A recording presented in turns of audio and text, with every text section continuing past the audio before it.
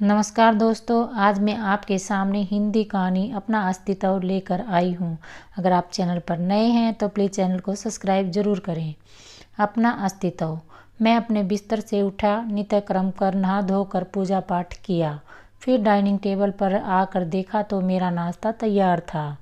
बहू ने नरम नरम सफ़ेद इडली और खोपरे की चटनी बनाकर रखी थी। पास में फ्लास्क था जिसमें गरम गरम चाय बनी रखी थी।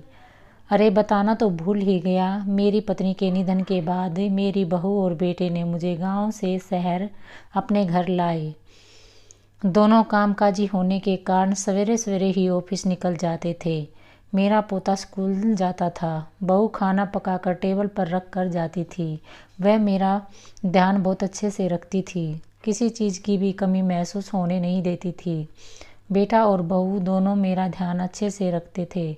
बहू सवेरे 9 बजे जाकर शाम 6 बजे आती थी। बेटा सवेरे 8 बजे घर से निकलता और रात के 8 बजे आता था। बस दिन भर मैं अकेला घर में बैठा रहता था।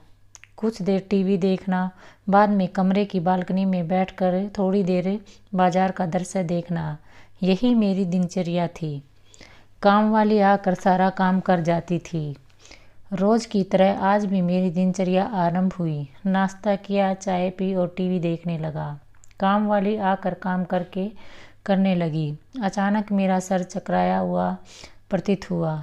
जैसे ही आंखें खुली तो मैंने देखा कि मेरा बेटा घबराया हुआ डॉक्टर से बातें करता हुआ दिखा और बहू रोती हुई दिखी। मैं कैसे यहाँ पहुँच गया इसका कोई पता मुझे न था। बस यह समझ में आया कि 3 दिन बाद मेरी आंखें खुली हैं। डॉक्टर ने बताए अनुसार बेटे ने मेरी खूब सेवा की। बेटा और बहू दोनों ने अपने काम से छुट्टी लेकर मेरी खूब सेवा की। 3 दिन बाद अब मेरा स्वास्थ्य ठीक हो गया। तब बेटा और बहू दोनों ने कार में मुझे घर ले जाने की तैयारी में मुझे हाथ पकड़कर कार में बिठाया और गाड़ी लंबी सड़क पर दौड़ने लगी। जब मैंने आँख खोलकर देखा तो मुझे आश्चर्य का ठिकाना न था, क्योंकि मैं शहर के बेटे के घर नहीं बल्कि गांव के अपने घर आया हुआ था। दोनों मुझे अंदर ले गए।